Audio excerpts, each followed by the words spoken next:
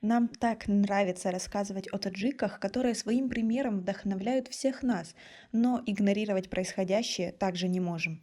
Досмотрите это видео до конца, и вы узнаете о задержаниях и допросах студентов после обучения в Иране. Подписывайтесь на наши обновления, чтобы всегда оставаться в курсе событий. Таджикские студенты, проживающие в Иране, обратились к министру внутренних дел этой страны, чтобы он поднял вопрос во время переговоров с таджикской стороной о задержании и допросах студентов, которые прошли обучение в Иране. По их словам, более 50 студентов, прошедших обучение в Иране, были затем задержаны и допрошены у себя на родине, в Таджикистане, и некоторых из них посадили в тюрьмы. Абдуриза Рахмании Фазли, министр внутренних дел Ирана, уже вернулся после своего рабочего визита в Таджикистан, где он встречался с высшим руководством страны. О его реакции или таджикских властей на эту просьбу студентов ничего не известно пока. Официальные новостные сайты Ирана опубликовали заявление Общества молодых таджикских мусульман, в которых говорится, что в последнее время таджикские органы безопасности задержали и посадили под различными предлогами в тюрьму часть студентов, которые ранее проходили обучение в Иране. Как вы относитесь к тому, что студенты не чувствуют свою безопасность у себя на родине? За что их могли посадить? Что их якобы в университете учили радикализму или что?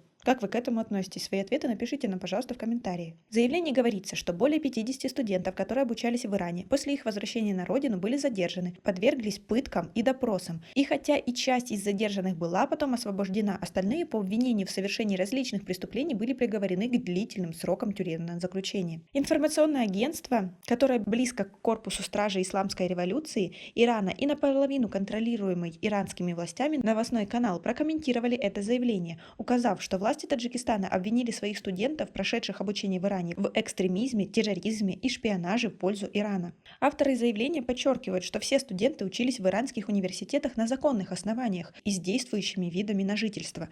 На основании полученной информации суды в отношении задержанных студентов проходили за закрытыми дверями, и все они получили тюремные сроки от 6 до 14 лет. Абдуриза Рахмании Фазли встретился 23 февраля с президентом Таджикистана, и по информации официального сайта президента страны, во время встречи стороны обсудили отдельные аспекты двухсторонних отношений между Таджикистаном и Ираном, особенно состояние и перспективы сотрудничества двух стран в области безопасности. Отношения между Душанбе и Тегераном в последние годы были натянутыми. В конце 2015 года отношения между Таджикистаном и Ираном резко ухудшились из-за неудавшегося переворота под руководством генерал-майора Абдухалима Назарзода, бывшего тогда заместителя министра обороны. Таджикские власти обвинили тогда ПИФТ в организации совместного замминистра попытки государственного переворота и задержал активистов и членов правления этой запрещенной с конца 2015 года в Таджикистане партии. Особенно возмущение у Душанбе вызвало присутствие в декабре того же года лидера ПИФТ Мухиддина Кабири на международной конференции «Исламское единство» в Тегеране. Ну а при чем здесь студенты, которые поехали